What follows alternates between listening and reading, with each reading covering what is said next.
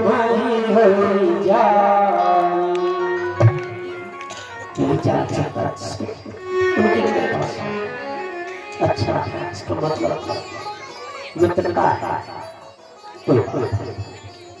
उस दिन सुशीला के कुछ और भी था। पति सेवा में लगी, कष्ट पर कष्ट उठाती रही, दुख पर दुख लेती।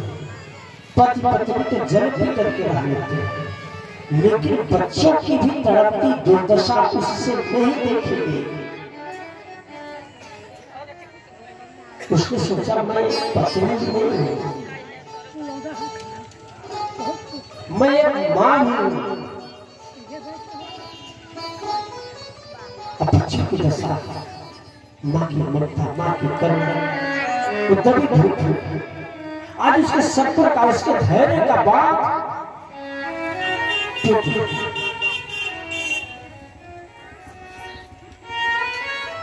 पत्नी जो संसार सागर से उद्धार करने के लिए होती है, पत्नी जो है पति को पतन से रोकने के लिए होती है। पति पत्नी का रिश्ता संसार में डूब मरने के लिए नहीं होता, यूं मेरी जिंदगी गंवा देने के लिए नहीं होता, जीवन को सफल करने के लिए होता है। हमारे शास्त्रों में धर्म पत्नी कहा गया है, पत्नी को धर्म पत्नी कहा गया।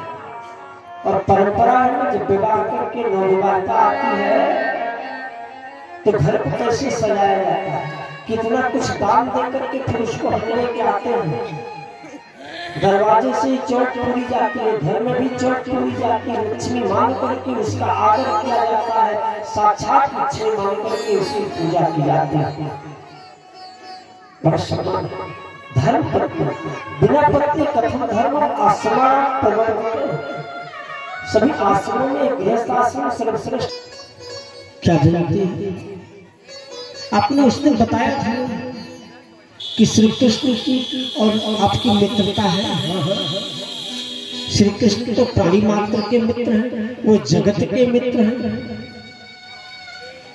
कहते हैं तुमेव माता च पिता, तुम ही माता हो प्रभु, तुम ही पिता हो, तुम ही बंधु हो, तुम ही सखा, तुम ही हो माता पिता, तुम ही हो बंधु सखा, तुम ही। वो तो सबके मित्र हैं। तो प्रभु जब स्वामी जब भगवान आपके मित्र हैं, आप उनके मित्र हैं, तो क्यों मैं भगवान से मिलकर के। और जब सुशीला ने किया तो तुम क्या जानते हो कि मैं भगवान के पास जाऊंगा, कि भगवान मुझको धन दे दे, भगवान मुझको संपत्ति दे दे, मैं भगवान के पास धन संपत्ति मांगने जाऊंगा। मैंने आयाचक व्रत लिया है, मैं कभी किसी के घर मांगने नहीं जाऊंगा, नहीं जाना है मुझे भगवान के पास अपने दिल का।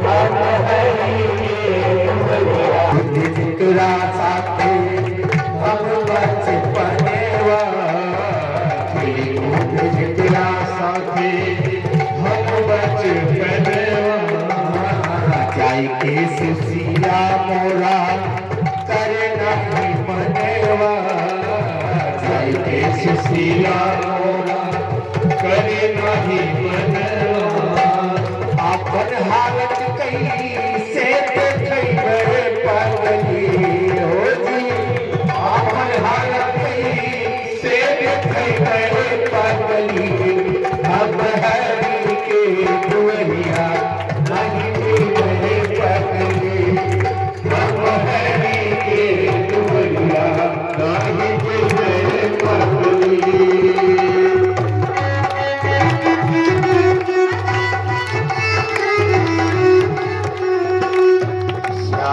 से तब हो ये दूर नहीं होई गए श्याम से तब हो दूर नहीं होई गए मन मन तेरे प्रभु बैठे गए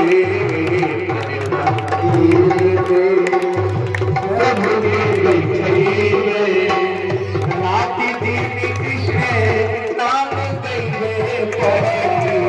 हो जी रात दिन कृष्ण नाम गए पगली हम हरी के दुनिया नहीं गए पगली हम हरी के दुनिया नहीं गए पगली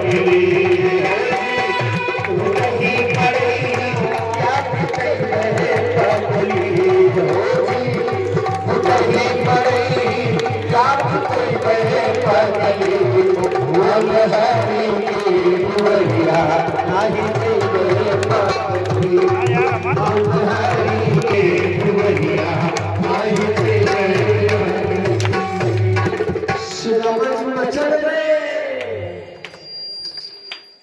हमारे मित्र हमारे सखा हमारे साथ साथ खेले अपनी दुर्दशा दिखाने के लिए उनके पास जाऊंगा उनसे हाथ फैलाने जाऊंगा मित्र के सामने हाथ फैलाने कुछ मांगने जाऊंगा अरे होंगे हमारे गाड़ी में आते हैं हमारे लिए हमारा झोपड़ी ही मांग रहा है नहीं जाना है मुझे मैं मांगने नहीं जाऊंगा कुछ सुशीला ने कहा एक बात बिगड़ गई सुशीला ने कहा सालिया मैं आपको मांगने के लिए नहीं भेज रही बात बनाना शुरू किया पति ने सच्चा किया मैं आपको मांगने के लिए नहीं भेज रही अनेक बाहु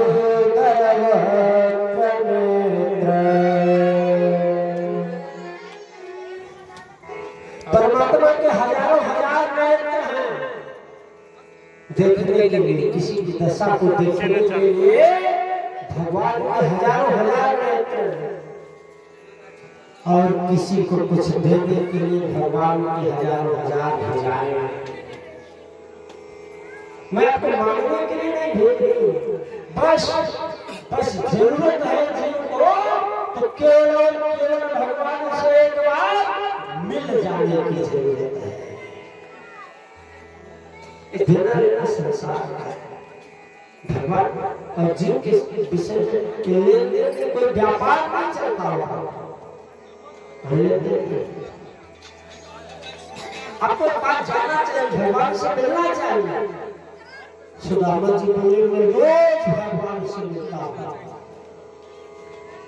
मैं रोज भगवान से मिलता हूँ हर क्षण भगवान से मिलता हूँ देखो मिलना चाहिए दो प्रकार से होता है एक तन का मिलना है और एक मन का मिलना 22 घंटे तन से साथ साथ मिलते हैं और 2 घंटे का मौका मिला ना तो शिकायत से जिसके साथ पास करते हैं मन नहीं मिलता मन से नहीं मिलते और भगवान न किसी को तन को चाहते हैं किसी के धन को चाहते हैं भगवान तो कहते हैं अपना मन ही मुझे दे दे शरीर से संसार करो धन से दुनिया का व्यवहार संभालो लेकिन अपना मन मुझे दे दो सुधा देता हूँ जब भी ध्यान करता हूँ अरे भगवान से मिलता हूँ भगवान मुझसे दूर जो मन से मिला वो मिला है तन के मिलने को मिलना नहीं कहा जाता जब मन मिले तो सब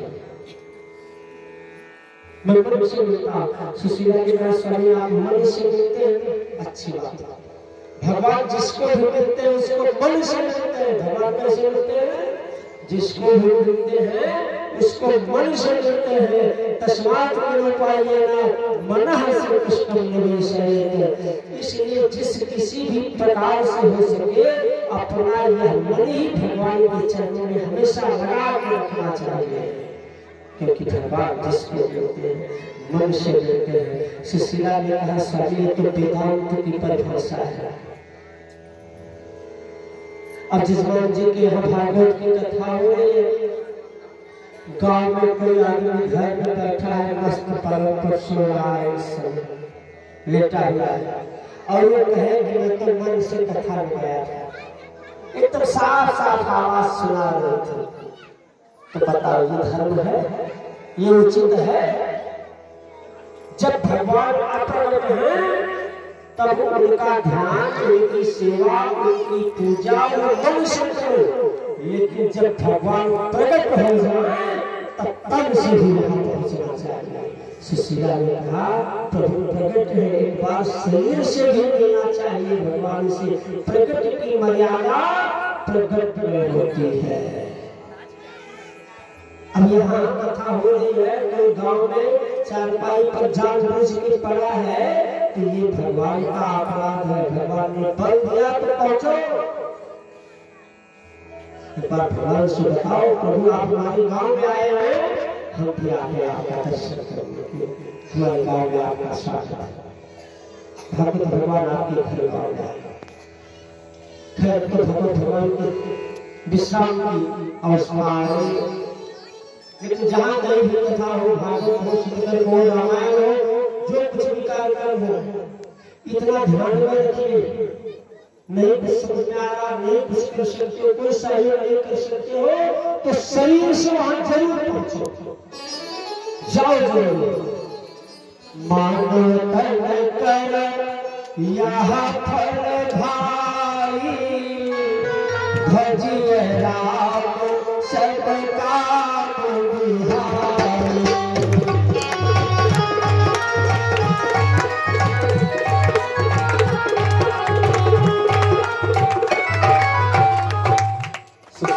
सबका भगवान से एक बार तन से मिलना चाहिए। मेरे साथ दुख उठाया, तकलीफ उठाया, कष्ट पर कष्ट उठाया, न जाने कितनी विपत्ति उठाया इसने मेरे साथ कंधे से कंधा लगा करके, और उसके बाद में आज तक कभी परमेश्वर ने जवाब नहीं दिया। ये हमारी हर एक बात को मानती रही, तो आज से मेरा भी धर्म होता है कि हम भी इसकी एक आध बात तो मान लें। बोलो आनंद भगवान की। अब समझ जाने को तैयार है,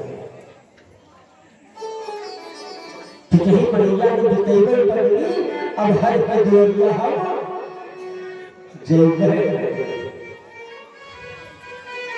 जाने को तैयार है, लेकिन जाते कैसे?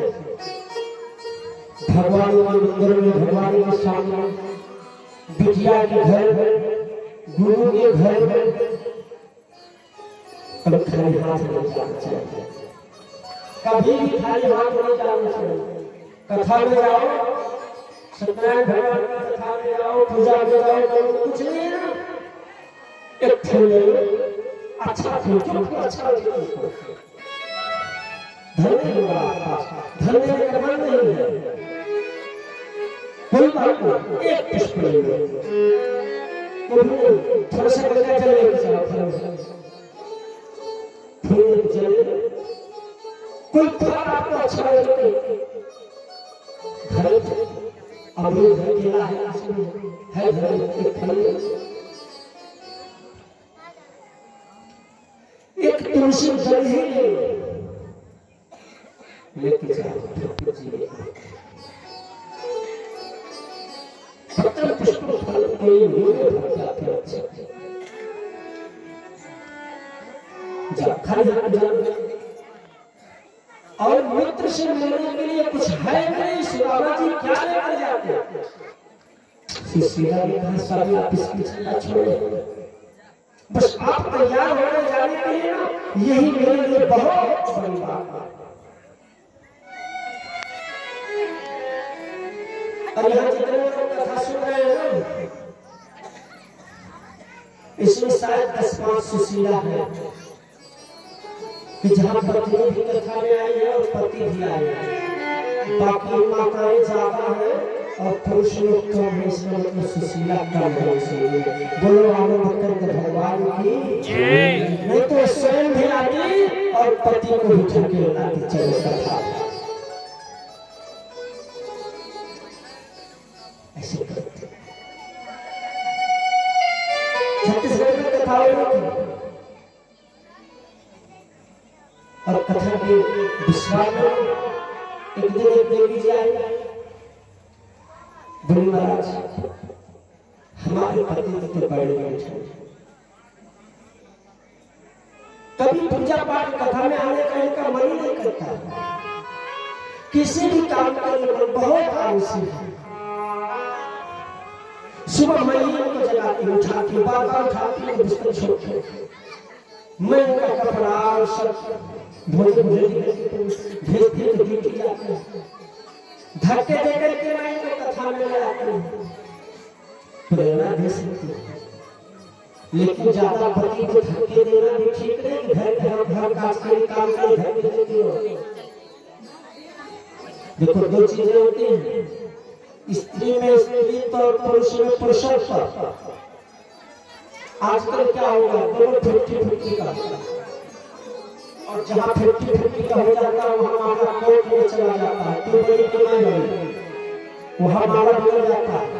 चाहिए कि यदि वो स्त्री है तो स्त्री में 60% स्त्रीत्व होना चाहिए, स्त्री का गुण होना चाहिए कम से कम 60%, ज्यादा से ज्यादा 40% होना चाहिए। और अगर वो पुरुष है तो पुरुष में 60% होना चाहिए और 40% ही स्त्रीत्व होना चाहिए। अच्छा बड़े बुनियादी पुरुषत्व और स्त्रीत्व इसको कैसे किस पैमाने से नापा जाए, मैं बताता हूँ नापने के लिए। जब पत्नी पति को ज्यादा धक्के दे, हर बात में आगे खड़ी हो जाए, तो समझ लेना कि इसमें 60% पुरुषत्व है, पुरुषत्व ज्यादा है स्त्रीत्व कम है। और जब पति लोग किचन में ज्यादा हेल्प करने लगे तो समझ लेना कि उनमें स्त्रीत्व ज्यादा हो गया है, पुरुषत्व कम हो गया है। बोले आनंद कर भगवान की।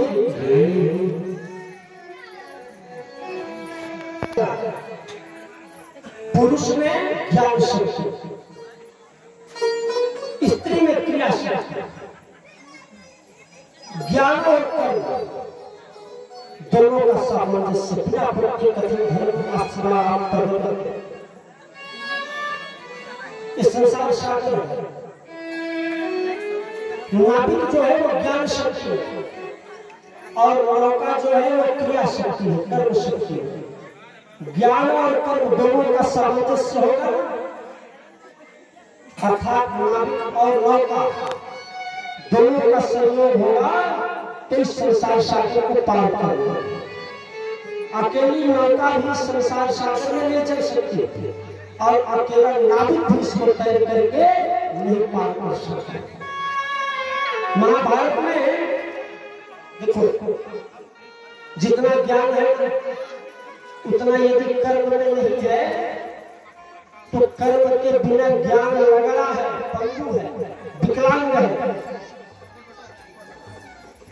और जो कर्म करते हैं अगर उसका ज्ञान नहीं है तो ज्ञान के बिना कर्म अंधा है।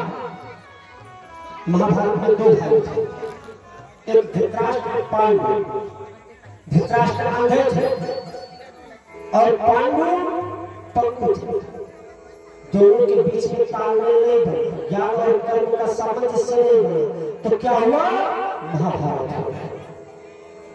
जीवन में ज्ञान और कर्म दोनों का समन्वय होना चाहिए, दोनों का सामंजस्य होना चाहिए। एक अध्याय अरे लगा है कथा में आने का दोनों का सामंजस्य। अंधे ने कहा लगने से भैया तुम मेरे कंधे पे बैठ जाओ, तुम मुझे रास्ता बताना और मैं तुम्हें कथा में ले चलूंगा। दोनों आ गए, मैं तुम्हें लगा पाएगा नहीं आ पाएगा। दोनों बड़े लगे ज्ञान और कर्म दोनों संबंध सोच है। सुशील आप सब भगवान से पार मिलना चाहिए और खिलाफत मिलने के लिए तैयार हो जाते हैं, लेकिन कुछ छिड़े जाने के लिए नहीं। सुशील ने कहा स्वामी तुम इसकी चिंता छोड़। या चित्ता चतुरो वस्तिन विप्रान पृथक्तम दिलान चैलखंडेन तानबद्धा भरते प्राणानुपाय नमः। और पड़ोस के 4 घर में एक घर में नहीं। या चित्ता चतुर तो क्या समझोगे? एक घर का 4 है, 4 घर का है। इस प्रकार से देने के साथ एक संदेश भेजते हैं।